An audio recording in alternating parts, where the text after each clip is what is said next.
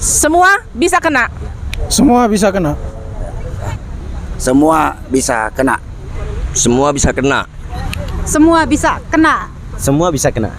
Semua bisa kena. Semua bisa kena. Catat, semua bisa kena. Semua bisa kena. Semua bisa kena.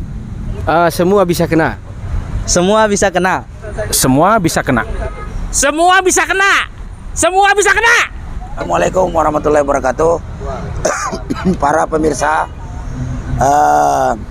penggemar Aliansi Rakyat Menggugat dimanapun berada, baik dalam dan luar negeri. Hari ini kita ada di suatu tempat yang asik sekali nih, alami banget gitu loh, dan udaranya juga cukup segar. Mudah-mudahan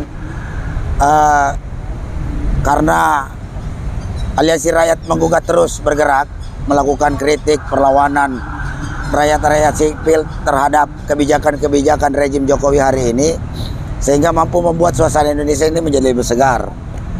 Nah, di sini lagi bersama dengan kawan-kawan Presidium ARM, ada Bu Esa, ada Mas Ari, ada Bu Ida, ada perwakilan dari mahasiswa juga nih, dari UNAS nih, si Jack, The Jack, ya kan? Samping The Jack ada Bunda Tita, ya kan?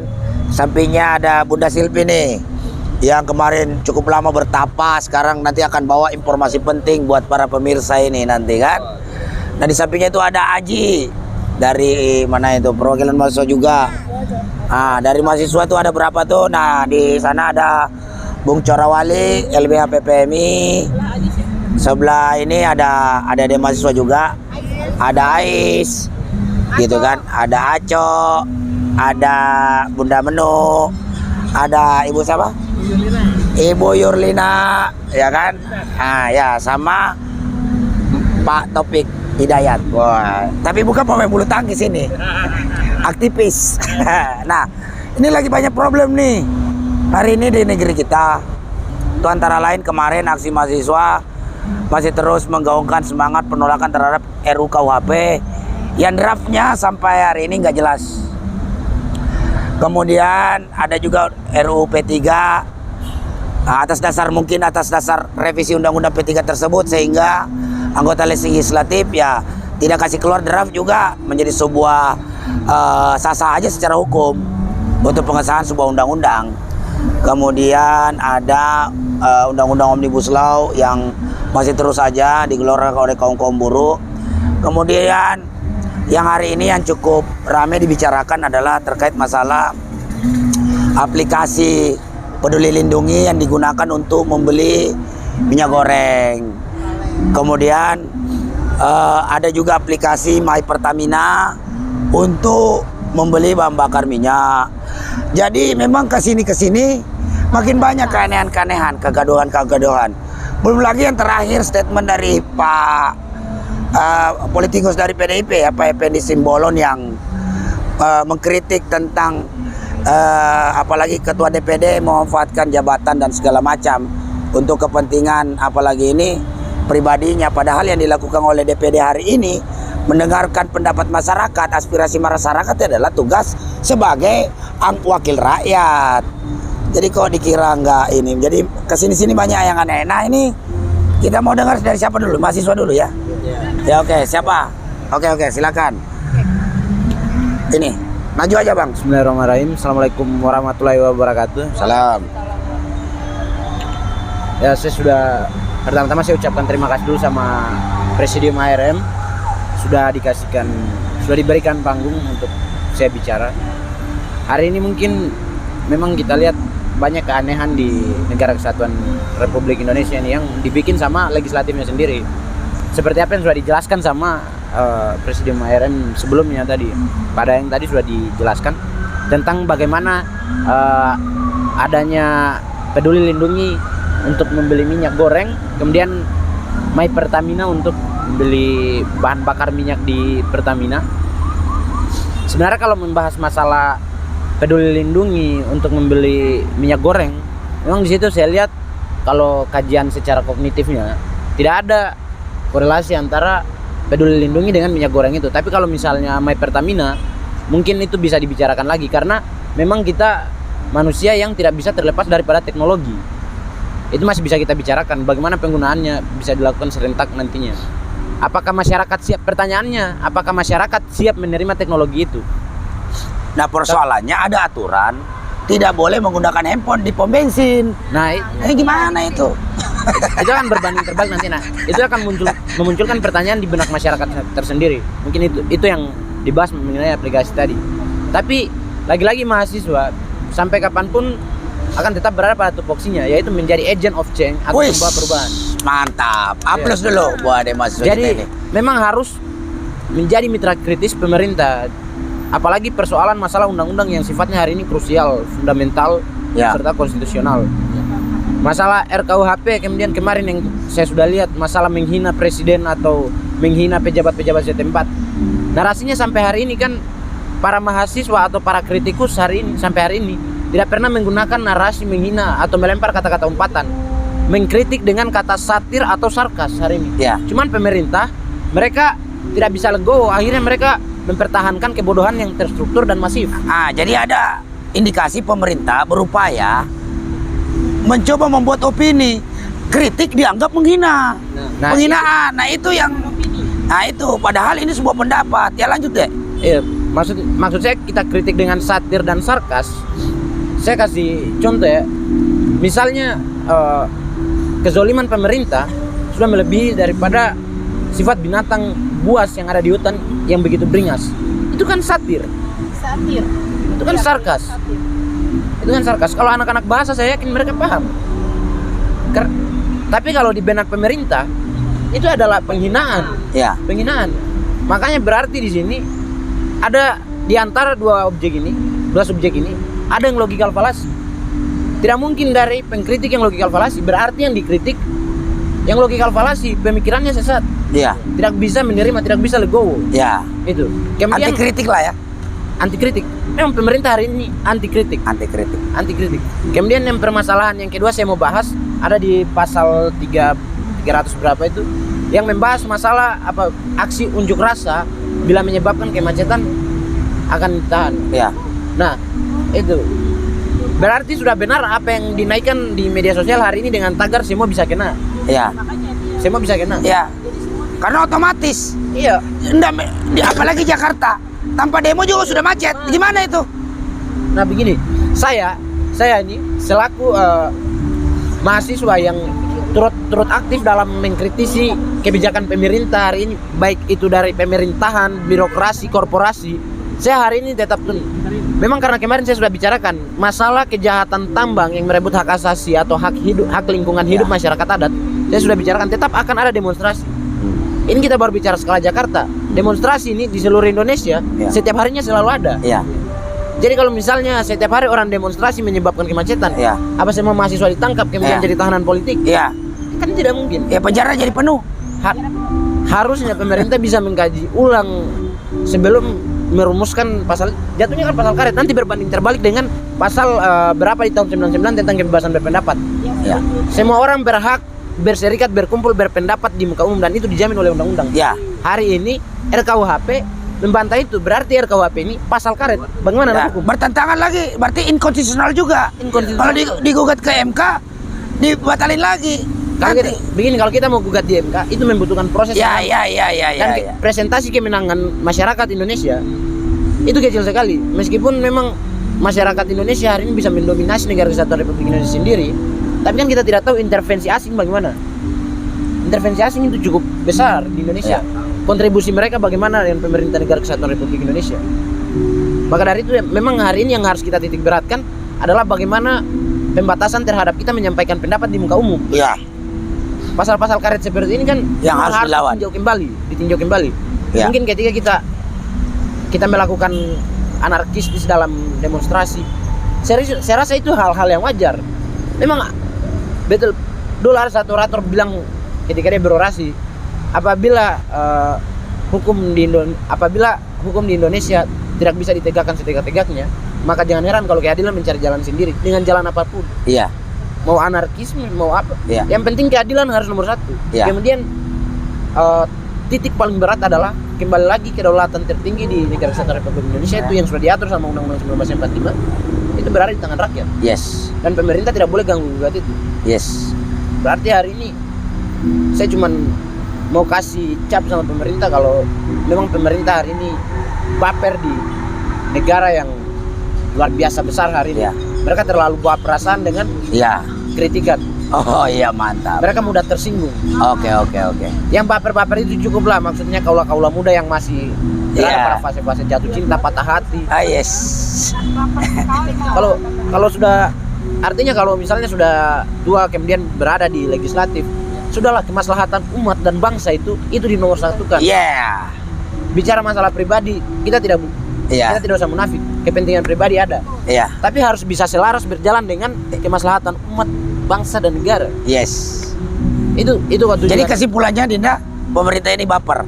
kesimpulannya pemerintah baper, bawa perasaan sekali. Iya. Jadi terima kasih ya. Ya, oke. Mendengarlah dengan telinga toleransi, melihat dengan mata berbelas kasih, dan berbicara dengan bahasa cinta, supaya cinta tidak pernah hilang dari benak manusia Indonesia. Wede, mantap. Hidup mahasiswa. Sekarang Aco. Mahasiswa. Siapa? Dari ARM dulu silakan. ARM. Siapa? Ida biasa. Ida itu mukadimanya ARM. Oh ya, muka Dia spesialis mukadimah. Assalamualaikum warahmatullahi wabarakatuh. Waalaikumsalam warahmatullahi Kembali bertemu bersama Aliansi Rakyat Menggugat pada hari ini, hari Sabtu, tanggal berapa? 2 Juli ya. Di awal bulan ini kita akan memulai bagaimana pekan melawan untuk rejim. Ya. Karena yang terdekat ini adalah pengesahan rancangan undang-undang KUHP yang menurut kami akan membungkam semua rakyat Indonesia menyampaikan pendapat di muka umum. Dan itu bertentangan dengan pasal 28 Undang-Undang Dasar 1945 dan Undang-Undang Nomor 9 tahun 1998. Betul nggak, Bang? Ya. Itu berbanding terbalik loh.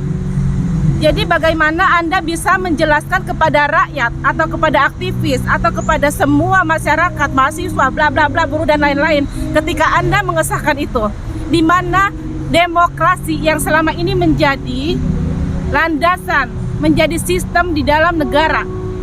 Demokrasi yang mana yang Anda pakai? Demokrasi yang mana yang menurut Anda ini sesuai dengan Undang-Undang 1945? Sepertinya sudah melenceng jauh. Intinya Presiden, DPR dan semua pemerintahan saat ini tengah menunggu kemarahan rakyat. Karena semua eskalasi kemarahan rakyat sudah terkumpul dan kesenjangan sosial antara si kaya dan miskin sudah sangat tinggi. Anda semua yang ada di legislatif, yang ada di pemerintahan tinggal menunggu itu. Satu contoh, dalam waktu dekat saat ini juga sudah disahkan per 1 Juli, kembali saya ungkap ini, per 1 Juli kemarin, walaupun baru di beberapa daerah, pembelian BBM harus menggunakan My Pertamina. Logikanya di mana? Korelasinya di mana? Itu digunakan oleh seluruh rakyat dari yang kaya sampai yang tidak punya. Dan apa yang didapat dari sana ketika aplikasi dibuka itu ada cuan masuk ke sana? Apakah itu juga cuan lagi yang masuk? Tentang minyak goreng, Peduli Lindungi yang digunakan, korelasinya di mana? Adakah hubungan antara minyak goreng dengan Peduli Lindungi? Ini juga penindasan terhadap rakyat, pemiskinan terhadap rakyat, dan pembodohan terhadap rakyat. Tentang apa lagi? Masih banyak lagi. Dan intinya ini sudah dalam titik puncak kemarahan rakyat yang akan menjadi bom waktu. Kapanpun bisa meledak ketika rejim atau pemerintah memberikan signal, tidak memberikan signal untuk mundur, tidak memberikan signal untuk lempar handuk. Anda lebih memilih ditawur oleh rakyat ketimbang Anda melempar handuk. Itu aja dari saya sebagai pembuka. Next saya sambung. Oke, terima kasih Bu Ida. Itu tadi pembukaan dari ini. Nextnya siapa lagi nih? Ya, assalamualaikum warahmatullahi wabarakatuh. Ya. Salam sebangsa dan setanah air untuk kita semua di sini dan seluruh saudara-saudara yang ada di luar sana. Kembali lagi kita berkumpul dengan inisiasi bagaimana tetap menggelorkan semangat-semangat dengan dasar kebebasan ya. Tentu kebebasan yang tidak kebablasan. Suara-suara yang akan kita hadirkan, yang kita wakili adalah suara-suara rakyat itu sendiri. Karena kami bagian daripada rakyat. Mengenai isu RKUHP dalam hal pasal yang dikhawatirkan itu diketok sebagai pasal yang resmi dalam hal kebebasan berpendapat,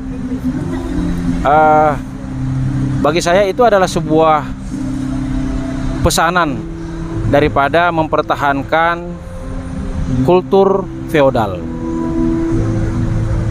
Feodal itu sendiri adalah sesuatu kondisi yang dimana mereka anti dengan kritik.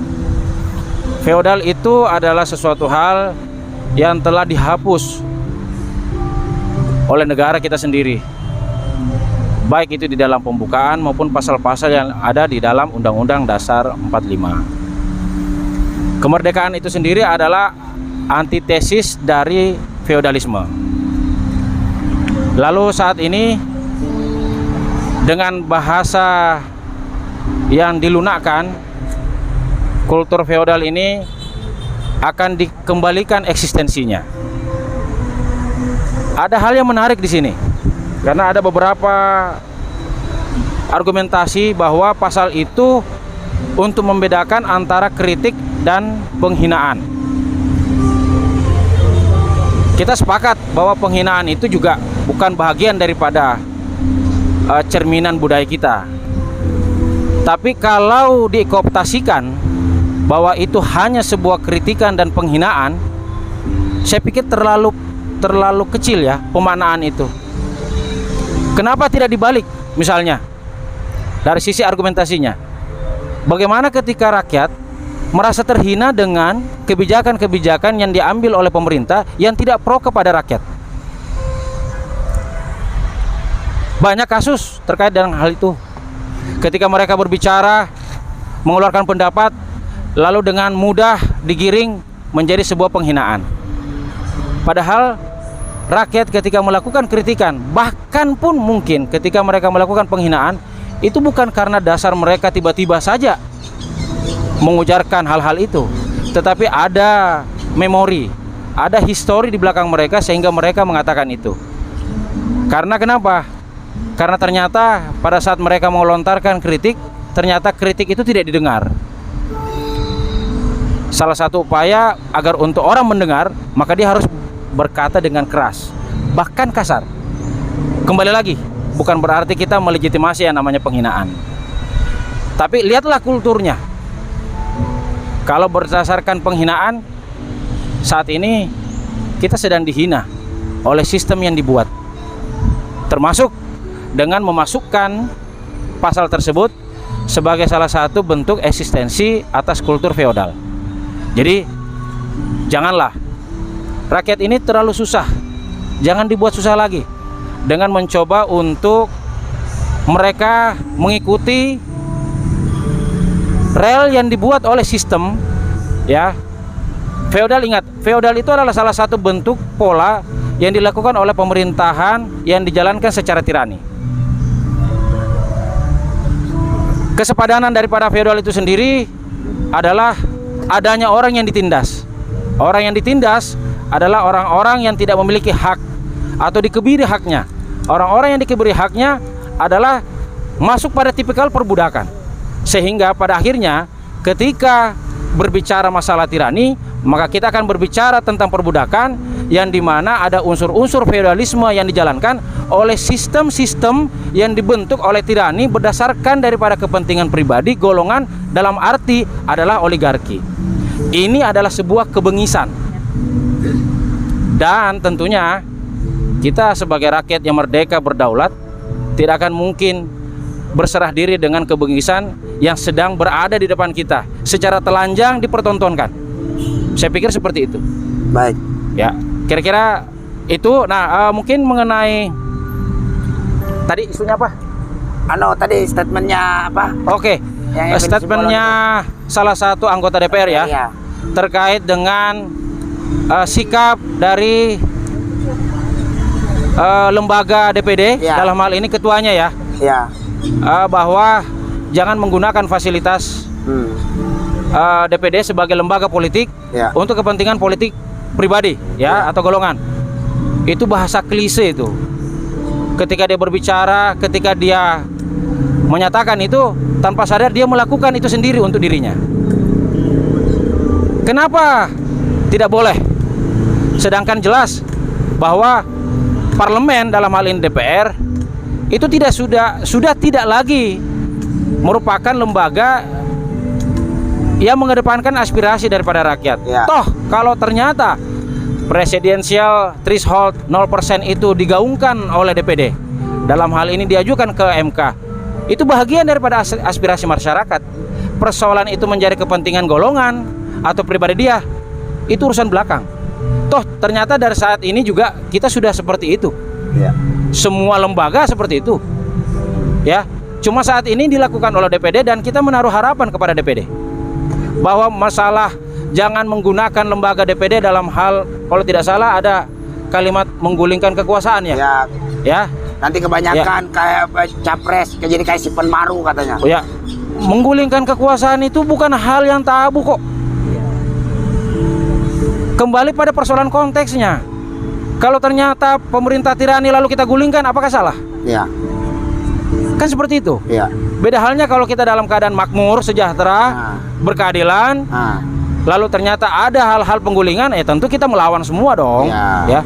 Tapi kalau Gus Dur digulingkan, jadi persoalan penggulingan kekuasaan ini bukan bahasa yang diparameterkan sebagai hal yang tabu, apalagi itu inkonstitusional ya. Itu sangat konstitusional ketika landasannya adalah people power. Ingat, people power itu secara harfiah adalah ketika rakyat sudah tidak mempercayai sistem rezim yang ada, karena ternyata kedaulatan itu tidak lagi berada di pihak mereka, kekuasaan itu tidak lagi berada di pihak mereka dalam arti rakyat, tapi berada pada golongan yang bahagian daripada rakyat itu sendiri. Saya sangat sepakat kalau saat ini yang menjadi musuh berat kita adalah rakyat sendiri. Rakyat yang diberikan amanah menjadi bahagian daripada pemerintah, lalu ternyata mereka membunuh kita, mereka membuka luka, mereka memberikan luka yang menganga buat kita demi kepentingannya, kepentingan dirinya, kelompoknya, ataupun kepentingan siapapun itu. Jadi musuh kita sebenarnya adalah rakyat itu sendiri yang berada pada garis berseberangan dengan kita. Jadi saatnya rakyat yang sebenarnya harus mengambil alih itu, baik secara people power ataupun dengan emblem-emblem yang lain. Saya pikir demikian apa yang bisa saya sampaikan. Baik, terima kasih Bung Andi atas pandangannya. Nah selanjutnya siapa? Bung Manu apa? Silvi apa? Mahasiswa. Ya udah, Cok. Wassalamualaikum warahmatullahi wabarakatuh. Waalaikumsalam. Terima kasih untuk kesempatan yang kesekian kalinya. Jadi begini, terkait dengan RUU KUHP yang masih menjadi perdebatan di kalangan akademis maupun masyarakat pada umumnya, saya dari awal telah sepakat bahwa RUU KUHP ini adalah upaya untuk membungkam nilai demokrasi yang ada di Indonesia. Makanya saya lebih melihat daripada segi hukumnya, Pak. Karena yang pertama begini, dalam pembentukan peraturan perundang-undangan ada hal yang harus diperhatikan. Salah satunya adalah transparansi dengan melibatkan berbagai macam stakeholder yang terlibat di dalam undang-undang yang kemudian nanti diberlakukan. Dari awalnya saya sudah katakan bahwa RUU KUHP itu cacat secara formil tuh. Karena dia tidak melewati prosedur sebagaimana diatur dalam undang-undang. Yang selanjutnya, tentu RUU KUHP ini menjadi kepentingan bagi sekelompok elit. Karena kalau seandainya negara benar-benar perhatian terhadap kepala pemerintahan, tentu RUU KUHP ini tidak akan menjadi delik aduan, tapi dia akan menjadi delik yang umum. Artinya siapapun yang menghina itu tetap mendapatkan akibat daripada pernyataan itu. Seandainya kita kembali pada delik aduan, tentu ini tidak ada harganya, karena kita hanya menunggu siapa yang melaporkan ini. Jadi RUU-KUHP ini adalah undang-undang yang kemudian diberlakukan dalam hukum pidana yang sama sekali itu bertentangan dengan undang-undang sebelumnya.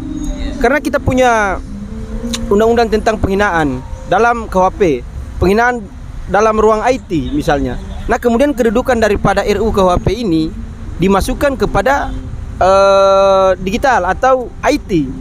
Maka kita bisa melihat di situ bisa saja yang menghina itu adalah anak kecil, orang dewasa atau orang yang tidak cakap hukum. Karena dia bersifat IT. Nah, selanjutnya terkait dengan My Pertamina dan Peduli Lindungi, itu adalah bagian daripada pengalihan isu sebenarnya kalau menurut analisis saya. Karena kita saat ini berada pada perang asimetris, yaitu perang isu, propaganda. Orang melempar sebuah isu, kalau isu itu bergejolak maka akan dibuat isu bandingan sebagai bentuk daripada pengalihan terhadap satu isu. Makanya saya lebih memfokuskan terhadap masyarakat dan mahasiswa bahwa kita harus tetap fokus pada RUU-KUHP. Karena RUU-KUHP ini sangat penting demi sistem demokrasi yang terus berkembang. Kalau seandainya begini, kalau pasal ini mengatur tentang penghinaan presiden, maka ini sudah salah. Karena kita tidak melindungi fungsi, tapi kita melindungi pemegang hak dan kewajiban. Presiden itu adalah fungsi. Jadi kapan presiden itu dikatakan sebagai fungsi dan kapan presiden itu dikatakan sebagai bukan fungsi? Presiden dikatakan fungsi ketika dia mengeluarkan kebijakan dan dia berada di tengah-tengah masyarakat. Tetapi dia bisa dikatakan bukan sebagai fungsi ketika dia masuk pada Rakernas PDP. Itu bukan fungsi presiden. Dia adalah seorang kader PDP itu. Makanya perdebatan yang kemarin sempat diperdebatkan bahwa presiden itu melekat kepada Jokowi karena mereka tidak bisa dipisahkan. Tetapi secara fungsi dipisahkan tuh. Ada waktu dia menjadi presiden, ada waktu dia tidak menjadi presiden tuh. Makanya kalau kita memberikan pandangan kepada masyarakat bahwa dua hal ini berbeda dan harus dipisah tuh. Saya pernah memuat satu postingan video yang saya berbicara tentang RUU-KUHP dengan dasar hukum yang kuat. Tetapi tanggapan warga netizen ya, tanggapan hampir 4.000 lah tanggapan itu, semuanya berbicara tentang pro Jokowi dan Jokowi sebagai presiden seumur hidup. Saya tidak menyalahkan itu, tapi saya menyalahkan ala jalan pikiran dan pengetahuan terhadap demokrasi. Nah, itu yang harus kita rubah tuh. Bisa kita mengatakan bahwa presiden seumur hidup tapi dasar hukumnya apa? Bisa kita mengatakan bahwa presiden baik tapi dasar hukumnya apa? Karena penilaian dari masyarakat itu muncul ketika ada kebijakan yang keluar dari presiden. Nah, kemudian betul apa yang dikatakan oleh Pak Daeng tadi terkait dengan di Pertamina itu kita nggak bisa pakai handphone karena ada yang mengatur itu. Nah, kemudian sekarang ada upaya untuk bagaimana didigitalisasi secara keseluruhan dalam aspek masyarakat yang paling rendah tuh. Benar juga apa yang dikatakan oleh saudara Jack tadi itu. Apakah masyarakat siap tuh terkait hal ini? Sementara sistem pemerintahan atau kebijakan yang keluar oleh pemerintah itu tidak melalui sosialisasi secara keseluruhan, yang akhirnya masyarakat mengalami kesusahan pada era 4.0. Makanya yang menjadi fokus daripada saya selaku mahasiswa dan aktivis yang bergerak pada bidang sosial, saya mau mengatakan bahwa ini menjadi fokus seluruh masyarakat Indonesia, terutama kaum muda. Karena ketika kebebasan berpendapat itu dilarang bahkan dipangkas, maka tentu dalam negara demokrasi kita masih menganut sistem pemerintahan yang bersifat absolut monarki. Mungkin itu saja untuk sebagai pengantar, nanti kita kembangkan di diskusi. Baik, terima kasih Dinda Co. Nah, sekarang siapa ini? Silvi. Ais, pembicara Ais. Ya, perempuan dulu ya. Sekarang Mbak Silvi. Assalamualaikum warahmatullahi wabarakatuh. Salam sejahtera buat kita semua. Pada kesempatan ini saya hanya ingin berbicara seperti ini ya, sebagai mewakili suara rakyat. Sepertinya ini demokrasi di negara ini itu pelan-pelan dibunuh. Kita tidak bisa bersuara, kita tidak bisa mengemukakan isi hati. Padahal kalau negara mau maju, mesti pemerintah turun ke bawah dong, melihat kondisi apa yang dialami oleh rakyat.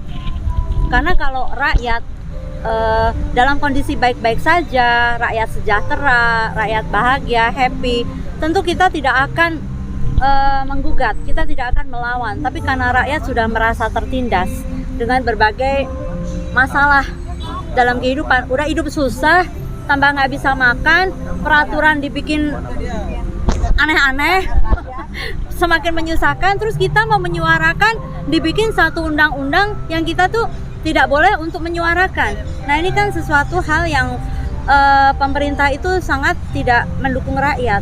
Kalau pemerintahan ini mau maju, kita sangat mendukung. Karena apa? Kalau pemerintah mau maju, ya tentunya dengarkan suara rakyat. Rakyat tidak akan menggugat. Sekali lagi saya katakan, rakyat tidak akan menggugat jika kondisi rakyat itu baik-baik, sejahtera, dan bahagia.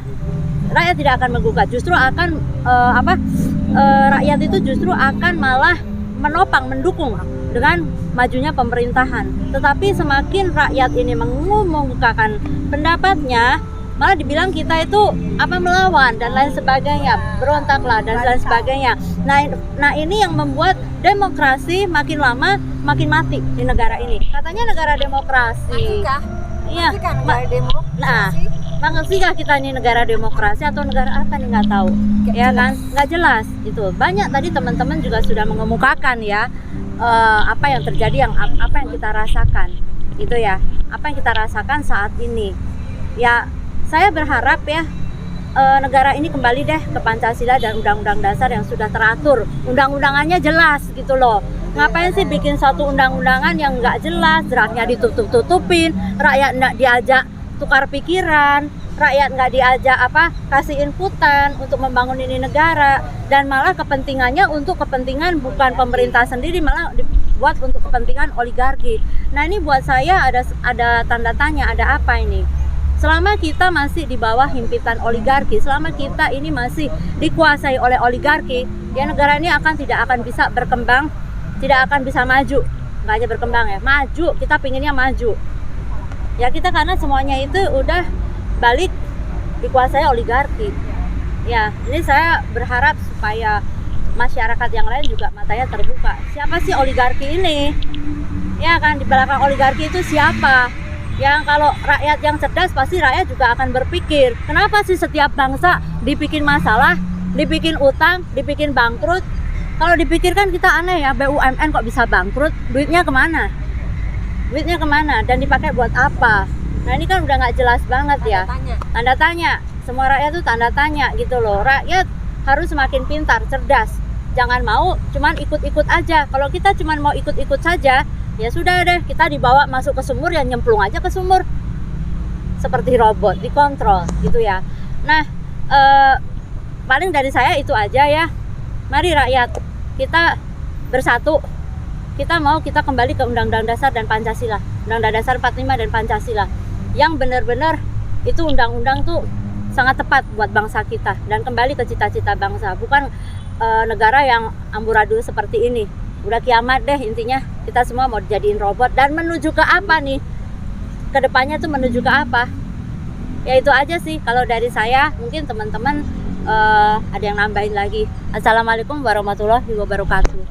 Assalamualaikum warahmatullahi wabarakatuh. Ya. Ketemu lagi nih kita siang-siang di taman-taman kota di DKI yang sungguh-sungguh indah dan adem. Saya kali ini ada Ida, ada Daeng tadi, ada teman-teman, adik-adik mahasiswa yang sudah membawakan permasalahan yang ada di negara. Saya cuma mau menyampaikan siang ini bagaimana keluhan rakyat jelata lagi nih. Ada yang curhat seperti ini. Kemarin dia bayar BPJS nggak sampai 25.000 karena dia memang kebetulan dia sakit. Tapi bayar BPJS nggak terlambat. Tapi kali ini, bulan ini nih ada tagihan 200.000. Apakah memang sekarang BPJS naik ya?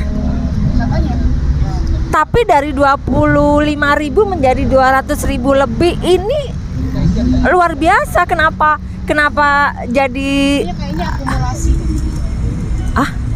Akumulasi.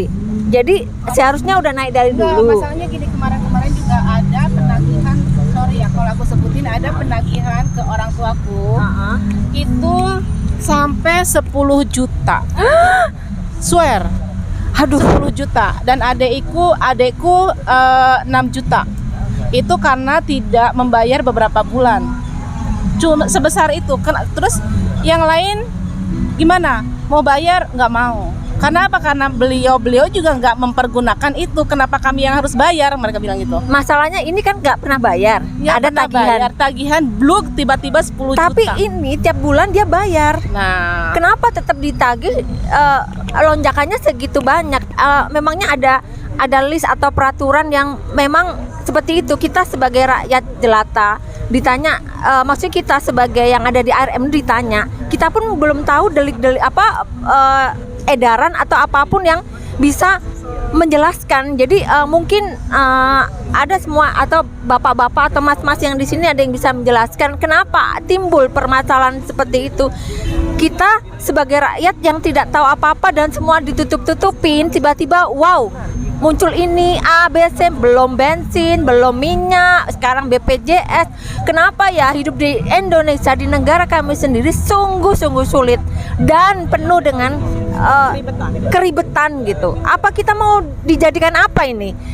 Coba deh, mungkin ya kita diberitahu ada apa ini. Kalau memang itu memang sebagai syarat mutlak untuk hidup di Indonesia, ya kita nggak mau dong. Dulu hidup kita nggak seperti itu. Kenapa sekarang seperti ini ketika pemerintahnya dipegang sama Bapak Presiden yang terhormat yang jelas, gitu yang loh. jelas rakyat itu dijadikan ladang bisnis. Nah, sapi perah. Nah, Sama aja sapi perah gitu. Kita diperas terus. Coba ya udah deh, mungkin bisa menjelaskan dengan yang lain. Kita topik yang lain coba. Yang ini permasalahan rakyat jelata. Jadi saya sampaikan di sini. Yang lain coba bisa permasalahan yang lain. Assalamualaikum warahmatullahi wabarakatuh. Sekarang kita berada di hutan kota, begitu banyak pohon, walaupun panas tapi kita sejuk ya. Tapi berbeda dengan keadaan politik di negeri kita sendiri. Setelah kita mendengar dari penuturan dari anak-anak kita mengenai RKUHP dan juga tentang teman-teman saya bagaimana susahnya hidup sekarang ya, sepakat ya Bu ya, susahnya ya Bu hidup di negeri sekarang ya, di zaman harga mahal ya, terutama minyak goreng, cabai, telur naik semua. Pusing. Beliau ini adalah mak-mak juga yang kita memang tidak ada. Kita di sini itu untuk suara mak-mak, suara rakyat ya. ARM Aliansi Rakyat Menggugat. Tapi sekarang tidak hanya menggugat, tapi kita sudah marah. Aliansi rakyat yang marah kepada yang merintah. Itu adalah ARM. Sepertinya mereka keluarkan kebijakan hanya untuk menyusahkan kita ya. Membeli minyak curah diperlukan untuk memakai Peduli Lindungi dan NIK. Betul ya Bu ya, semoga sih ya ini tidak akan berhasil ya di pasar atau segala macam ya. Mudah-mudahan. Ya karena kasihan loh. Mereka tuh gaptek loh. Ya, mak itu gaptek. Bisa beli minyak goreng pakai Peduli Lindungi. Pakai Peduli Lindungi. Bukannya aja nggak bisa saya aplikasinya. Nah, bukannya aja nggak bisa Pak. Nah itu jadi sebetulnya yang harus bapak-bapak pikirkan yang di sana itu adalah bagaimana caranya mensejahterakan rakyat. Bagaimana rakyat itu hidup tenang. Ya benar nggak Bu? Setuju nggak ya Bu? Ya kan? Ya. Jadi jangan lagi kami ini yang sudah susah, belum dengan peraturan-peraturan BPJS. Peraturan BPJS kami dibebankan oleh biaya yang tinggi. Tetapi apakah servis dari rumah sakit sendiri itu sesuai? Tidak sama sekali. Ingat ya, banyak sekali pasien-pasien BPJS justru dijadikan warga negara ketiga di rumah sakit. Kita disuruh ngantri lama, kita disuruh kadang-kadang baru sore, kemudian padahal itu untuk besok. Ingat, yang dipotong itu adalah uang kami, bukan uang pemerintah. Betul ya Bu ya? Jadi kalau memang mau menolong, ya jangan begitulah caranya ya Bu ya. Ikhlas lah ya. Ya. Seperti jangan dipersulit gitu. Jadi kami ini rakyat ini bukan seperti bapak-bapak. Kita ini kita bayar pajak. ingat kepada bapak-bapak yang terhormat, yang tidak terhormat dan memakai jas, dan kemudian kalau sore-sore pulang ya bikin kaget saya dengan sirene-sirenenya ya. Anda itu dibayar dengan pajak kami rakyat. Dan sepertinya negara kita itu sudah tidak memerlukan rakyat, pemerintah kita ini. Karena semua kebijakannya tidak pernah berpihak kepada rakyat, hanya menyusahkan, dan akhirnya balik lagi, demokrasi pun sekarang mulai dipersulit. Negara kita bukan lagi menjadi negara demokrasi, tapi mulai berjalan ke negara yang otoriter. Itu seperti itu. Pilihan ada di tangan kita. Kalau saya di sini, kita ya Bu ya, kita di sini, mama di sini, kita tidak akan pernah berhenti, dan mungkin sekaranglah saatnya kepada bapak-bapak yang tidak terhormat itu untuk membuka matanya, dan giliran kamilah rakyat yang akan memimpin. Maaf, kalian tidak pernah memikirkan tentang kami. Buat apa juga kami mensupport kehidupan kalian? Jadi untuk kalian yang ada di gedung tinggi, yang di gedung pemerintahan, ingat, yang kalian sekarang berada itu adalah rumah kami. Jangan salahkan kami akan masuk ke gedung itu untuk menuntut hak kami, dan kedaulatan ada di tangan rakyat ya Bu ya. Ya, jadi jangan anggap kami lemah. Kami ini adalah Ibu Pertiwi yang tidak pernah menangis, dan kami akan melawan. Terima kasih. Ini ada juga sedikit dari curahan hati dari emak-emak juga, rekan saya Bobaria. Silakan Bo. Mata iya. Assalamualaikum warahmatullahi wabarakatuh. Bersama saya Esa Bobaria. Menanggapin aplikasi Peduli Lindungin. Ya. Tidak semuanya loh Pak. Emak-emak ini punya HP. Apalagi emak saya ya, nggak pernah megang HP. Terus kalau mau goreng-goreng, beli minyak goreng, gimana susahnya ya. Kita udah susah, ditambah harus beli minyak goreng pakai aplikasi. Saya nggak bisa ngomong ya, saya punya HP, tapi saya membayangkan nasib rakyat itu gimana yang nggak punya HP. Bu ya, betul. Kasihan sekali gitu loh ya kan. Terus untuk apa gitu loh aplikasi Peduli Lindungin, terus data kita dipakai, di copy ya. Aduh, pemerintah kepo banget ya dengan rakyat. Kemana-mana kita harus dipantau. Apa harus kita ke WC juga dipantau Pak? Dengan aplikasi Peduli Lindungin itu mereka kan kepo. Iya, kita ke kamar mandi atau kita ke mana, pemerintah harus tahu. Keterlaluan sekali kalau menurut saya ya. Kejam banget. Jadi mereka pemerintah memang bukan untuk kita rakyat ya, tapi mereka itu untuk kaum mereka sendiri dan oligarki yang selama ini mungkin membiayai mereka, kita nggak tahu ya, disinyalir ya. Ya.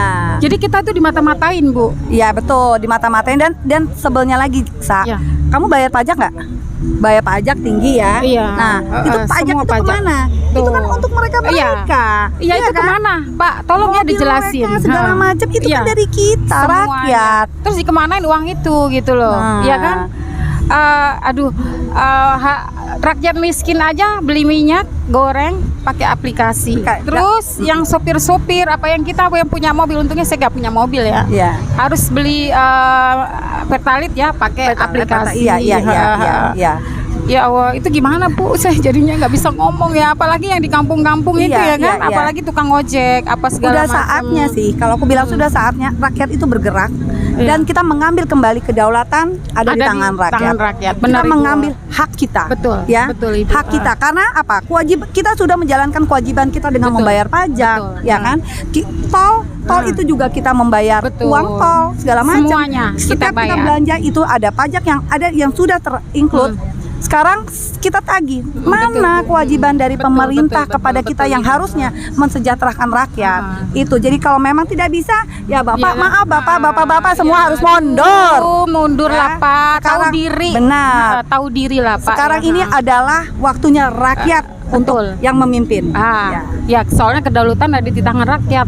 Ya Pak ya, monggo mundur ya, Mundur, nggak Pak. usah memaksakan diri. Oke, terima kasih. Assalamualaikum warahmatullahi wabarakatuh.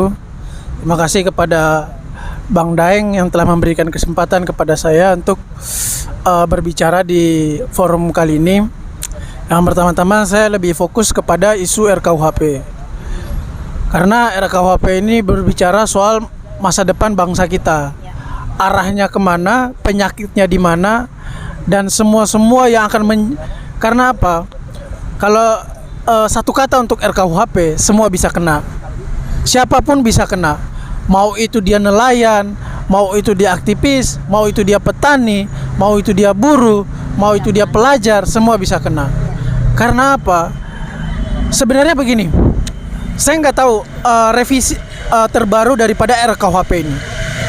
Cuman, jadi saya nggak bisa bilang bahwa isinya apa aja. Tapi yang membuat kecurigaan publik terhadap RKUHP adalah tidak ada transparansi dari pemerintah. Ada apa sebenarnya? Karena biasa yang penyakit-penyakit ini selalu disembunyikan. Tidak mau ada keterbukaan terhadap publik.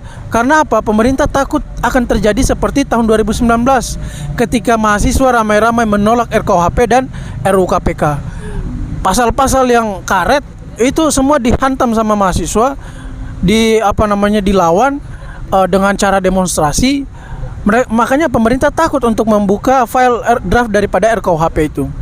Yang kedua, yang terkhususnya saya baca di media bahwa pemerintah dalam hal ini menantang kita untuk menunggu kita di MK untuk judicial review. Saya mau mengatakan presentasi kemenangan rakyat dalam gugatan undang-undang yang hari ini selalu dicanangkan oleh pemerintah itu 0,01%. Presentasi kemenangan masyarakat dalam gugatan judicial review. Contoh, undang-undang IKN yang sebagaimana cepatnya waktu undang-undang IKN itu dibuat sehingga lalu disahkan, digugat oleh yang organisasi PNKN, itu ternyata ditolak. Undang-undang apa lagi? Tentang presiden threshold yang 0%. Beberapa tokoh-tokoh sudah menggugat PT 0%, ditolak juga. Artinya apa? Artinya kalau bicara soal undang-undang yang hari ini atau peraturan pemerintah yang hari ini pemerintah lebih ego terhadap undang-undang tersebut, itu presentasi kemenangan rakyat dalam judicial review hanya 0,01%. Sisanya adalah kemenangan pemerintah dan oligarki. Karena apa? Ini adalah pesanan daripada oligarki dan saya yakin itu. Logikanya begini.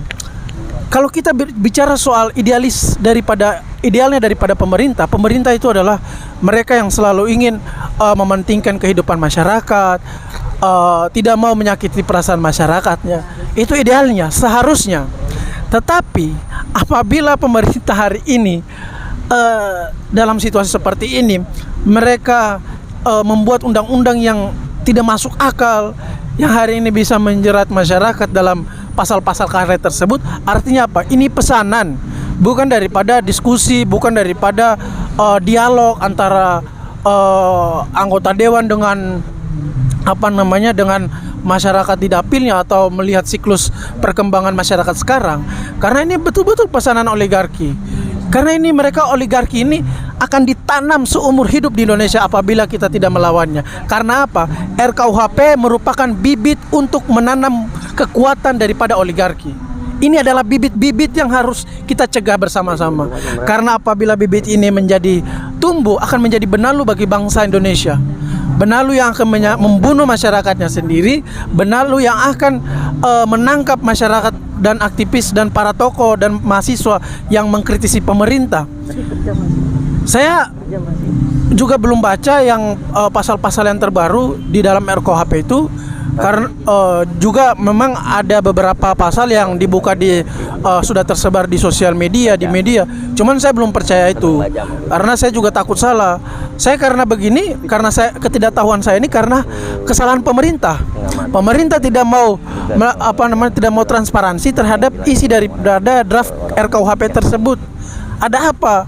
Apakah mereka takut ketika akan terjadinya perlawanan dari aktivis, dari para mahasiswa seperti tahun 2019?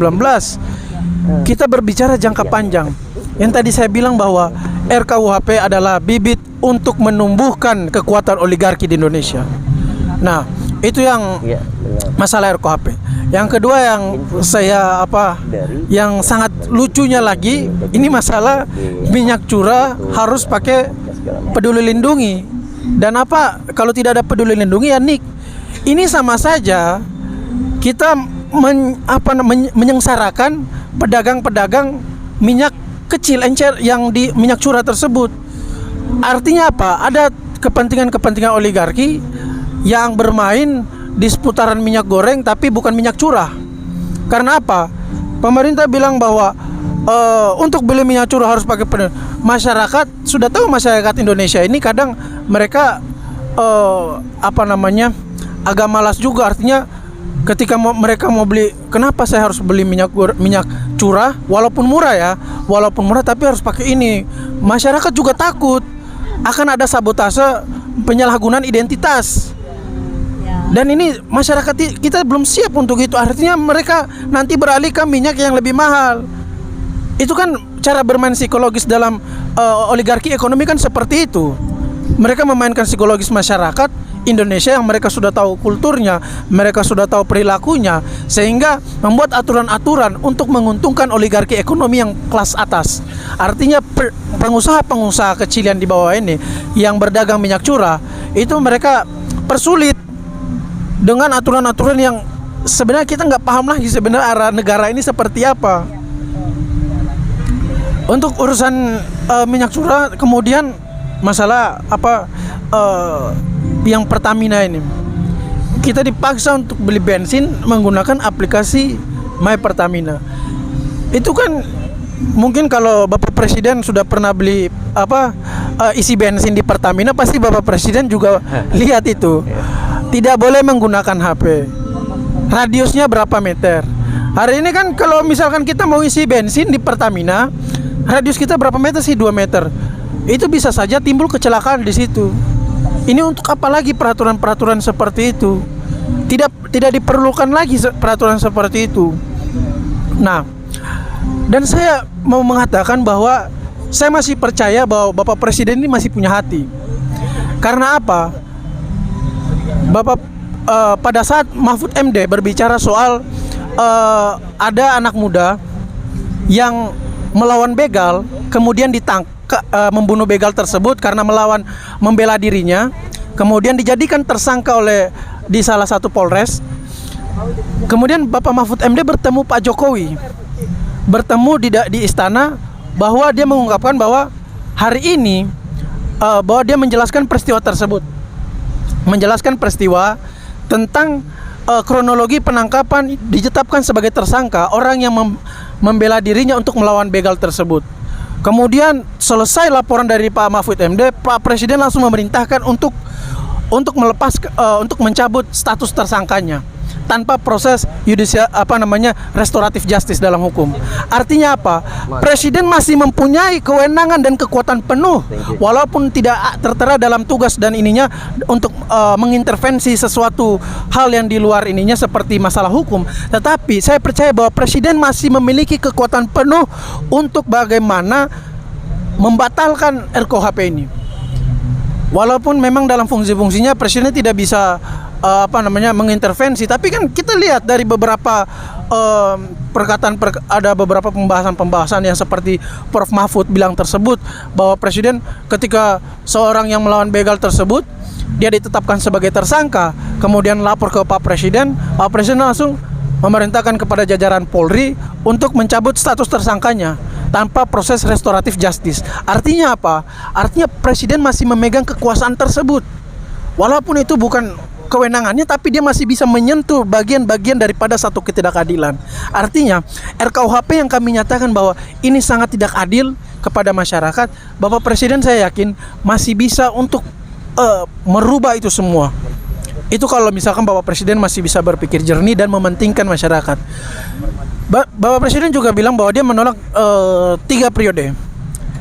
Pak, waktu pemilu sisa 538 hari lagi. Bapak punya waktu untuk bagaimana berbenah, memperbaiki nama Bapak. Tapi apabila Bapak tidak mau, itu akan menjadi tinta hitam bahwa selama kepemerintahan Bapak Jokowi 2 periode ini ada bercak-bercak hitam yang menyakiti masyarakat, dan itu akan masuk dalam sejarah bangsa Indonesia karena ini adalah RKUHP setelah turunan Belanda. Mungkin itu saja yang dapat saya sampaikan. Saya serahkan kembali billahi fisabilil haq. Rakyat ya? Iya, kan yang tadi kita bilang itu bahwa presiden ini punya kewenangan penuh. Walaupun memang dia dalam kewenangan secara formalnya dia tidak bisa, tapi kalau secara politik, secara kekuatan dia masih bisa menyentuh apa yang merupakan yang di luar daripada kewenangan formal tersebut. Dia bisa masih menyentuh itu. Imperialis Belanda sama yang KUHP yang di Begini, saya kasih analoginya. Sebelum RKUHP nanti disahkan di sidang paripurna, Bang, kita yang kemarin-kemarin saja sudah ditangkap karena kritik presiden. Karena ini apalagi RKUHP, saya tidak bisa membayangkan masa depan Indonesia yang akan suram karena RKUHP ini, Bang. Intinya hari ini Indonesia sedang dilanda virus PDI, merusak demokrasi Indonesia.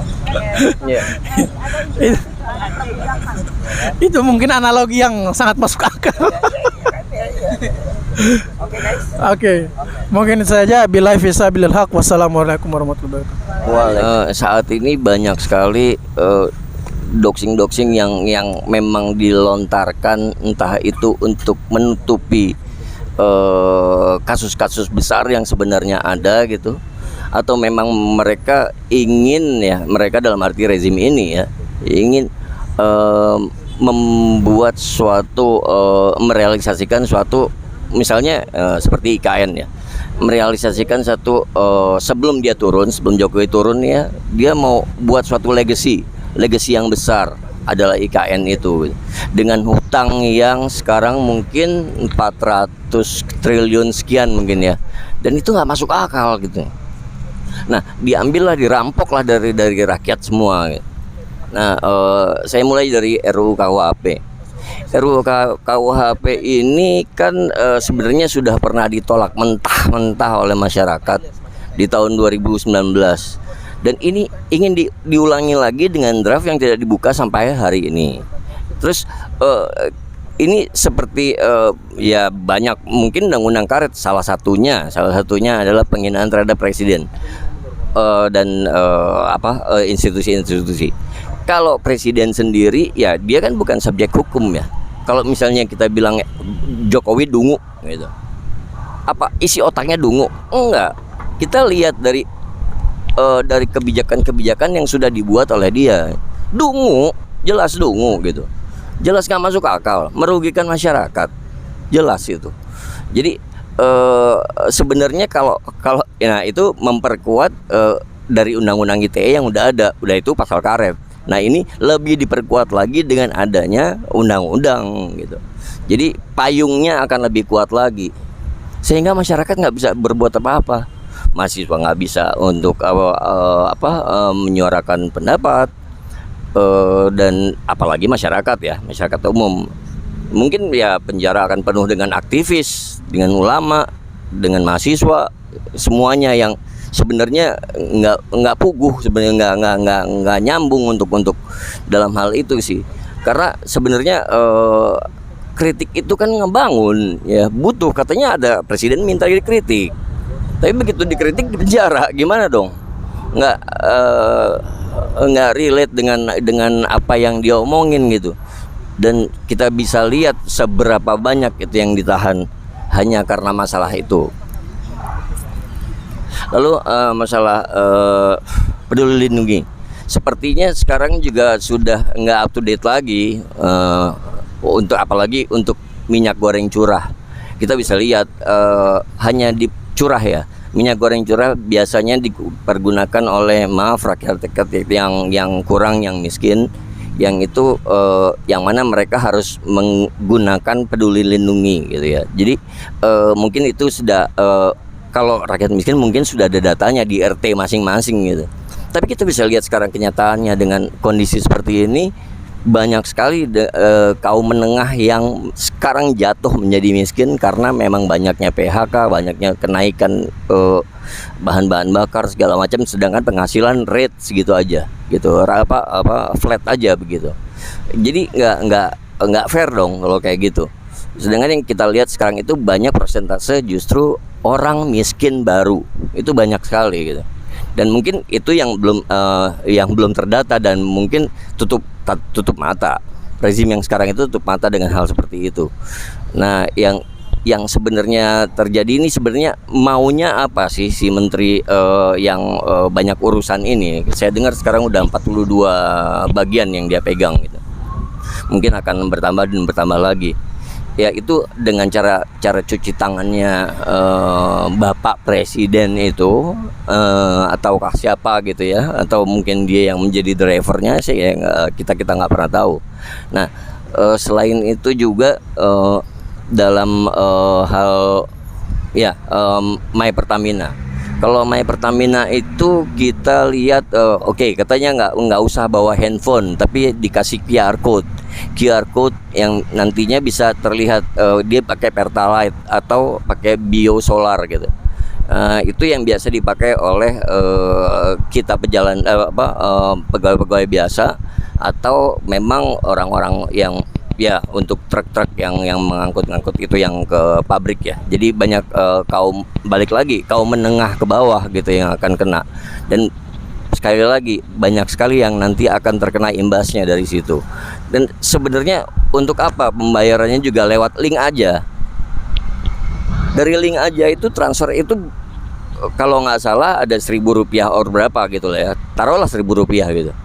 Itu pembayaran itu untuk kenapa gitu, kenapa harus pakai itu gitu, kenapa dan itu kan kita tahu itu link aja itu punya Telkom punya Telkomsel gitu ya, itu produk dari negara gitu ya. Sebenarnya subsidi itu ya dipergunakan untuk benar-benar subsidi aja gitu, bukan dengan pembayarannya dengan link aja, bukan gitu. Seharusnya ya kenapa nggak dipergunakan subsidi itu benar-benar untuk memangkas hal-hal yang krusial saat ini gitu. Banyak sekali yang memang harus dibenahi gitu ya.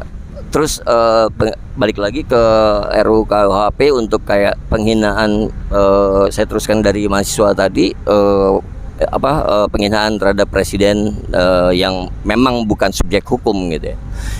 Jadi tapi kalau misalnya dibalik, kalau misalnya dari mereka ya, dari pemerintah untuk menghina masyarakat, itu nggak ada hukumnya gitu. Jadi ini benar-benar sistem feodal, new feodal yang baru gitu, neo feodal yang memang sedang diterapkan oleh negara ini.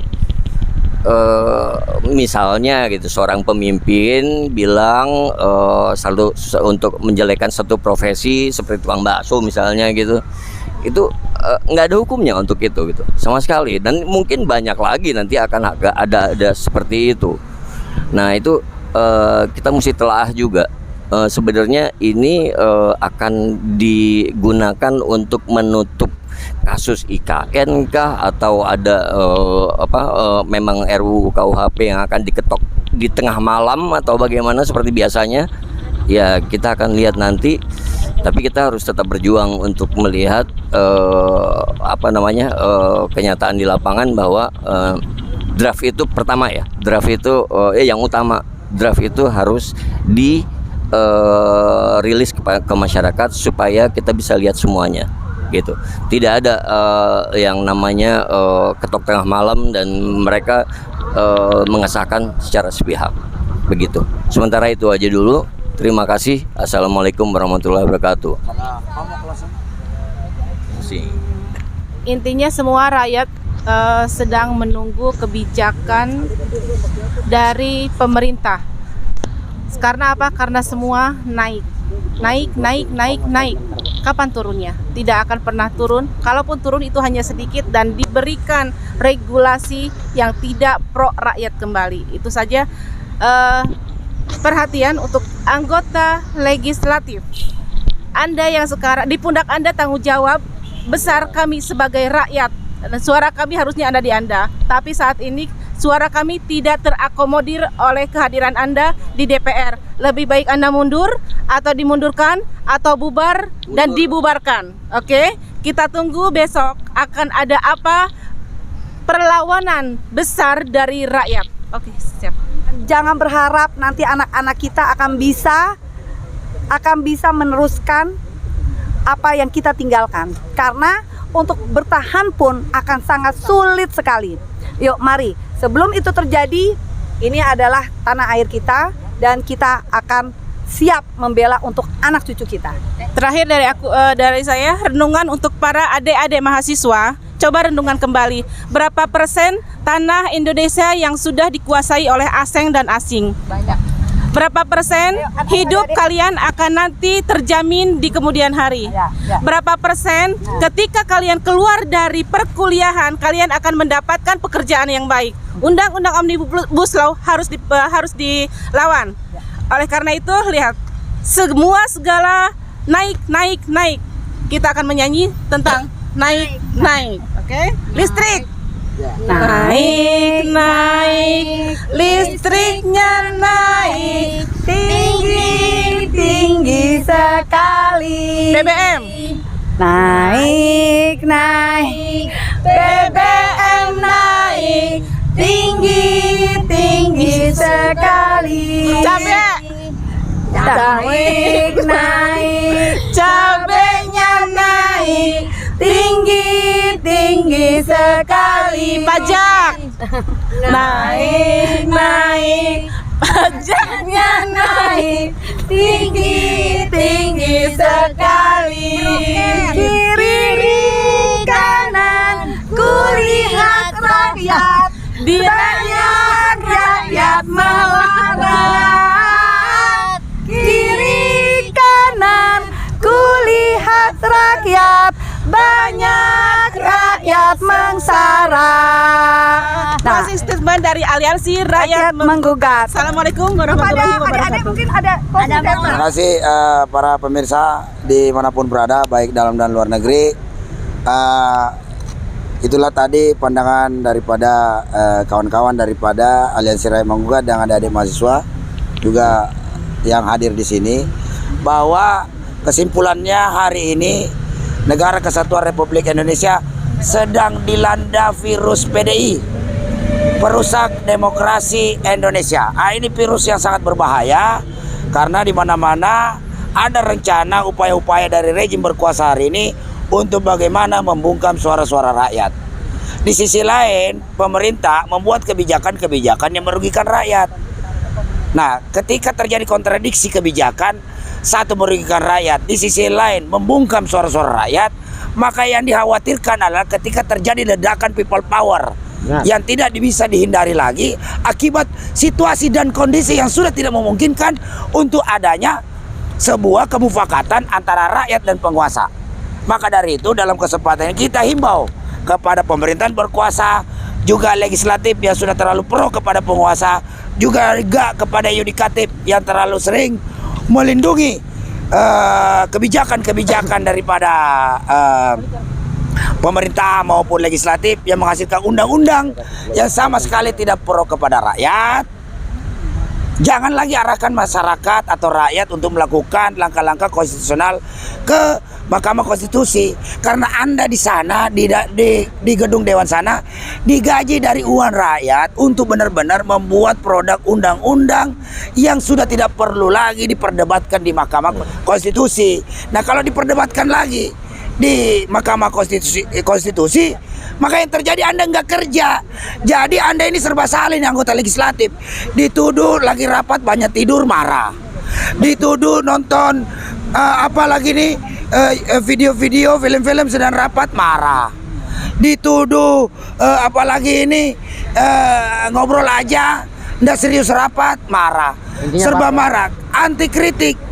Nah, buktinya ukurannya adalah undang-undang yang Anda hasilkan itu adalah sama sekali tidak pro rakyat.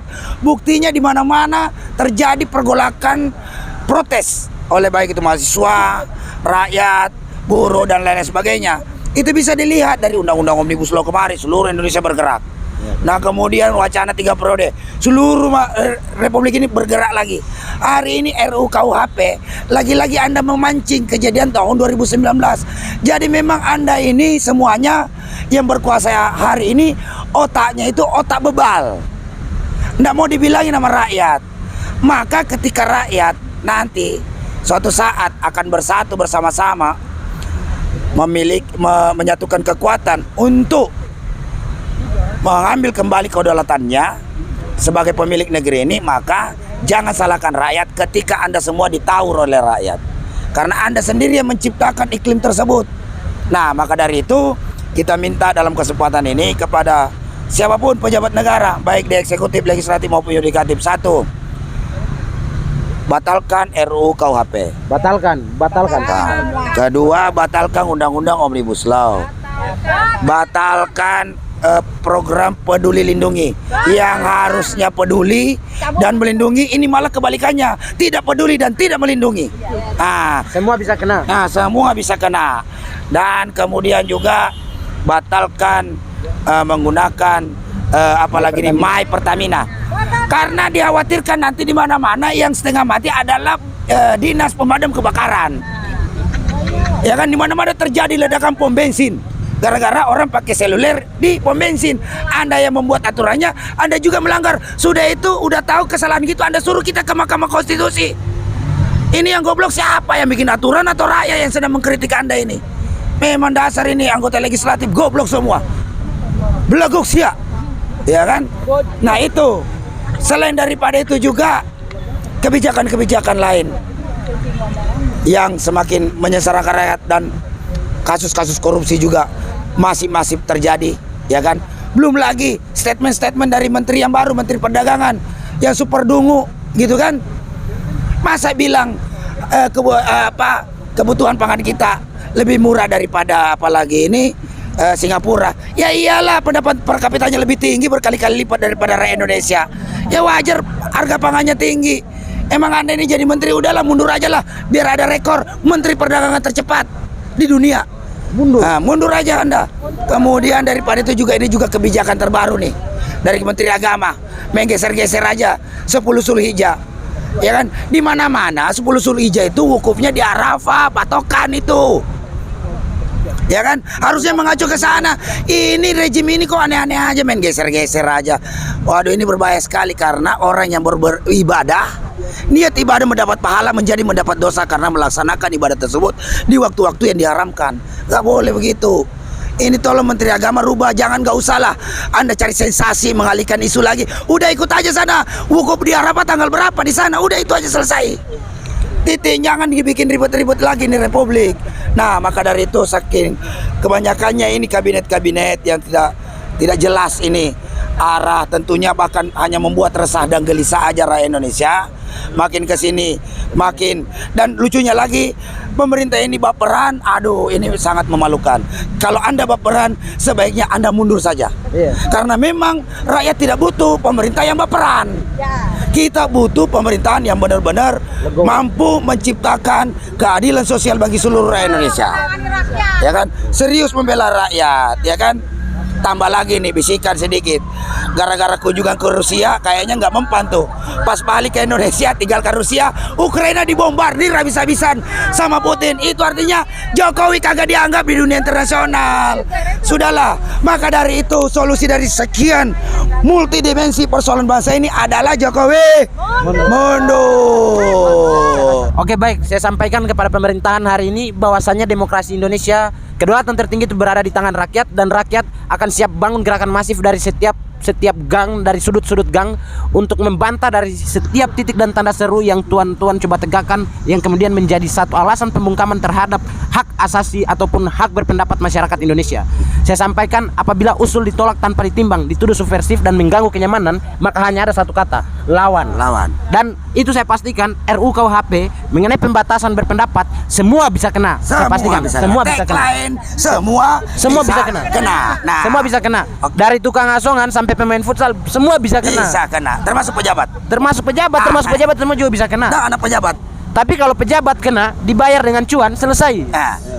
Tapi masyarakat, apakah masyarakat punya uang? Yes. Tidak, masyarakat Oke. hanya punya kemampuan berpikir untuk menggulingkan pemerintah yang zolim hari ini. Oke, Terima selanjutnya kasih. saya. Semua bisa kena. Nah. Semua bisa kena. Hidup rakyat. Melawan Jokowi mundur.